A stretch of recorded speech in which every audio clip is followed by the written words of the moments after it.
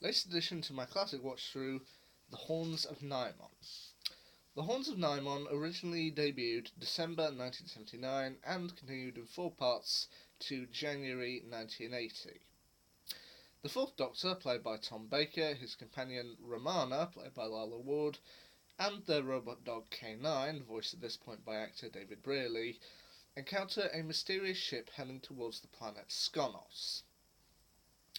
Aboard this ship, aside from a rather disgusting co-pilot, are, his sacrifice that he is taking to the planet Skonos. A selection of people from the planet Aneth, including two named Seth and Tekka, along with a selection of hematite crystals. The people of Skonos, particularly their leader Soldeed, played by Graham Crowden, what they plan to do is sacrifice the slaves and the crystals to what they believe is the last remaining Nimon, with the promise that if they fulfill their contract, the Nimon will give them vast technology and power needed for them to rebuild a massive Skonon empire and ultimately conquer various planets, starting with Seth and Tekka's planet of Aneth. Now, this is one of those episodes that, similar to New Who, is one of those classic episodes that you don't think is really going to be that important, but then a few elements do kind of see their importance later on. I mean, obviously, uh, it's like Human Nature back in 2007. That was an episode that you watch it through and think, that was okay, it's a nice one off, but then a surprise later on when it does seem to be massively important. I mean, you might not think this episode would be that influential on New Who, but it actually was. I mean, as they mentioned in the 2011 11th Doctor episode, the God Complex, the Minotaur they end up fighting in that episode, is, the Doctor mentions, is actually a distant cousin of the Nimon. So, once again, this is one of those episodes that you wouldn't necessarily look twice at, but it did actually influence things later on. So, you know what, that's pretty good. But of course, it's not just the Skonons and Soldeed who are seeking massive power. The Nimon also have their own plan. They plan to essentially double cross Skonos and Soldeed. They plan to use the crystals and the slaves in order to bring themselves from their last planet that they decimated, Krenoth, to Skonos, and once again decimate that. So there's quite a lot of double crossing going on. I mean, when I mentioned that on social media that I had gotten a selection of episodes, most people were like, well, why have you got Underworld and The Horns of Nimon? Those are probably two of the weakest Fourth Doctor stories. Like, oh, they're part of a box set. And I was like, ah. But to be honest, I can kind of see what people mean. This might not also be the strongest episode, and I did pick up on one or two small things that I would criticise the episode for, but yeah. I mean, for example, I don't know if it was present in the original broadcasts or whether it's present in all DVDs of The Horns of Nimon or whether it was just mine, but there was a particularly bad audio moment at the end towards the end of part one. It had Romana repairing parts of the ship, and then just for some reason the audio suddenly became much more kind of grainy. I was thinking to myself, was that the original broadcast? Is that present on all DVDs, or have I just got one that's slightly not right?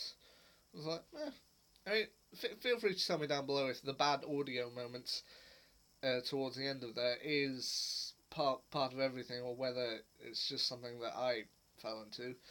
Also, the Nimon, I'll admit, while they are fairly intimidating villains, one thing that did take away from their overall menace was the way they walked. This might seem a funny thing to focus on, but here's the thing. The Nimon, they look... I mean, once again, none of the parts seem to move on the overall mast, so, okay, it's not quite at the level of New Who, but here's the thing. I can't tell if the walk they had was supposed to try and make them look menacing, or whether it was a way for the actors inside the Nimon suit to keep their balance, because walking continually like that, it was a little odd, to say the least, just to see them suddenly walking around kind of stiff arms out. It was a lot. Also, one thing I will say about one of the companions, it's not necessarily their fault. The voice in this particular story of Canine, voiced here by David Brearley. Now, David Brearley, or Briley, I'm not sure which it is, uh, he's not necessarily a bad voice of Canine. This was apparently, I think, the voice of Canine Mark II. But here's the thing. After years of listening, both in New Who, The Sarah J. Adventures, and in my last episode I watched Underworld, after listening to John Leeson providing the voice of K9 for so long, to suddenly hear David Brearley's voice coming out of K9, it's a little jarring. Just after hearing the voice of John Leeson voicing K9 for so long. He's not necessarily a bad voice of K9, but yeah, as I said, it's just a little odd to hear after hearing one thing for so long. But you never know, I might go back at some point and look back on kind of other Fourth Doctor adventures with K9 voiced by Brearley and see if it really impacts that much, or whether it was simply just because of my first time. But there are also some good things about this episode. I mean, Romana as a companion, I'll say this here, it is actually nice to have a companion who's consistently on the Doctor's level. I mean, the Doctor's companions aren't necessarily dim, they aren't necessarily stupid, but as Rose pointed out to Sarah Jane in the episode School Reunion, with you, did he do that thing where he'd explain something at like 90 miles an hour and you go, what? And he'd look at you like you just dribble on your shirt all the time. So, as a time lady, it is nice to have a companion who doesn't necessarily have to have things kind of slowed down or explained twice, but can just consistently keep up with the Doctor's level. That's kind of nice to see. Also, similar to the way that Underworld was my introduction to Leela, The Horns of Nimon is my introduction to Romana. So, there you go. It's not necessarily the best episode to start out with Romana, but you know what?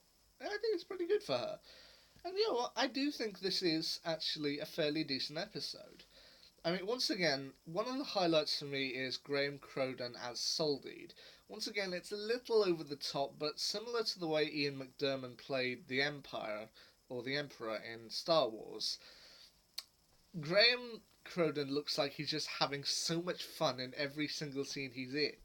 I mean, he's just kind of cackling, laughing, doing maniacal things, and then when he has to kind of act threatening, he does manage to do it, but then it's also kind of comical. There's also the thing of, throughout most of this episode, it's mostly practical sets. They don't rely hugely on kind of CGI or computer effects in order to make things look good. So, I'll admit, it is refreshing not to have seeing a barrier in between scenes that were shot inside sets and those that were shot outside. I mean, I will admit there is still kind of one or two effects that honestly don't look brilliant. For example, there's supposed to be a portal that'll send the slaves and anyone who passes through into the maze of the Nimon, which, okay, doesn't look entirely real, but you know what, it's decent for the late 70s and early 80s. So, once again, while I admit The Horns of Nimon isn't necessarily the greatest Doctor Who episode I've ever seen, it is just nice to see another part of the overall Doctor Who universe from Tom Baker's era. You know what? I can't wait to see more episodes kind of from the time period of the late 70s and early 80s. So you know what? The Horns of Nimon, I personally think is okay. Not the greatest Fourth Doctor episode, but you know what? It's not bottom of the list either. You know what? I enjoyed it. Well, there you go. My quick video on my thoughts on the Horns of Nimon. Anyway, I've still got two more classic episodes to get through, one being The Twin Dilemma from the 6th Doctor and Survival from the 7th. So when I get around to those, I'll let you know. Anyway, until next time, see ya.